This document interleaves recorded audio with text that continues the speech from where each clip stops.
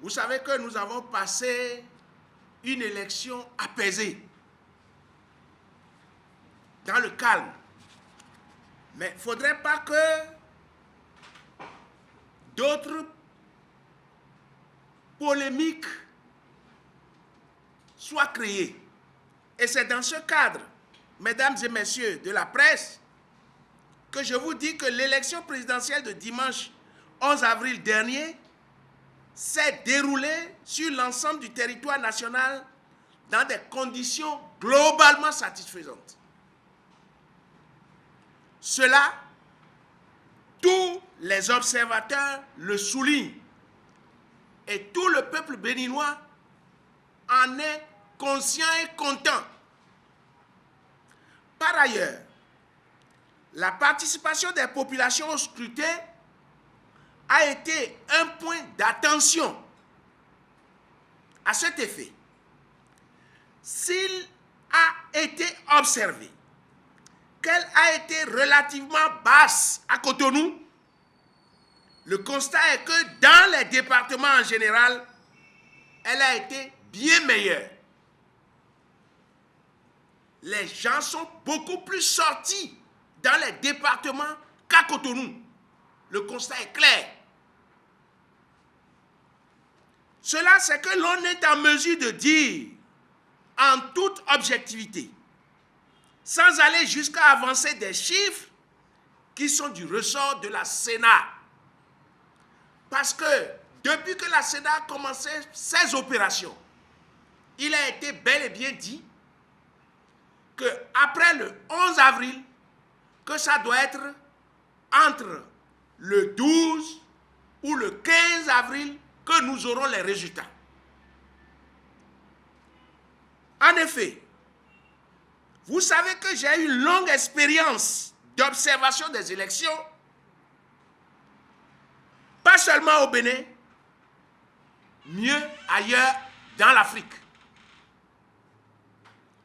Pour éviter de paraître comme un soutien de telle ou de telle chapelle, la société civile, surtout qu'elle ne dispose que de chiffres partiels et parcellaires,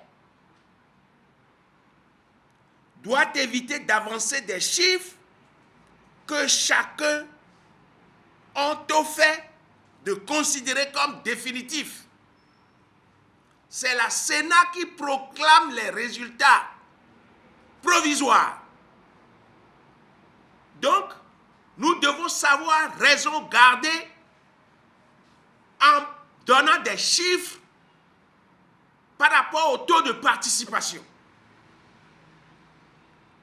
Et nous sommes dans la lutte contre toute forme de violence. Nous devons apaiser et nous devons laisser les institutions chargées de jouer leur rôle. Parce que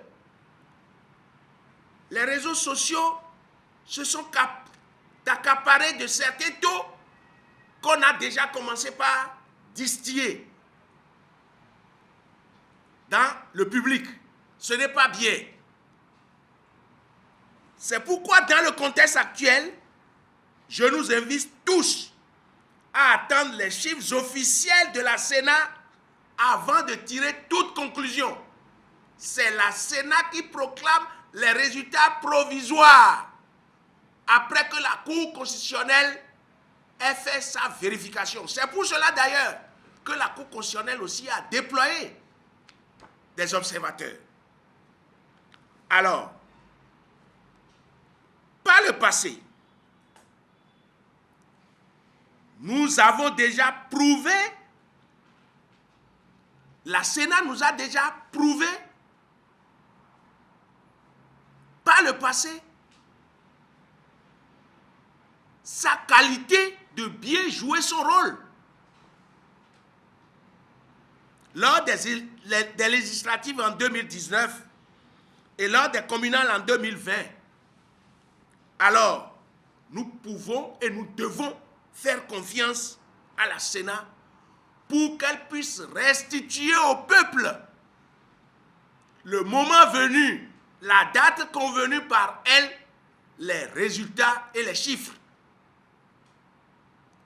Donc, mesdames et messieurs, nous, étant donné que nous sommes une organisation non gouvernementale qui proclame la paix et qui proclame la bonne gouvernance, nous avons tenu à faire ce point de presse pour que chacun puisse garder son calme jusqu'à ce que l'institution officielle reconnue, chargée de proclamer les résultats, puisse les proclamer avant que nous ne puissions dire quoi que ce soit.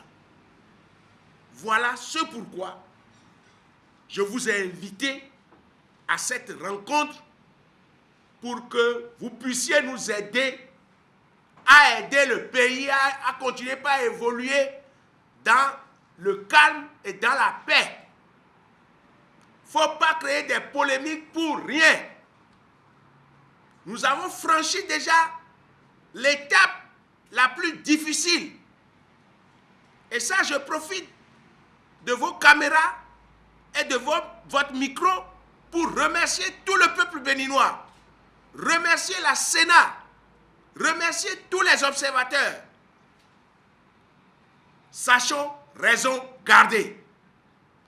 Sachons raison garder. Personne ne peut considérer aucun chiffre autre que celui que proclamera la Sénat.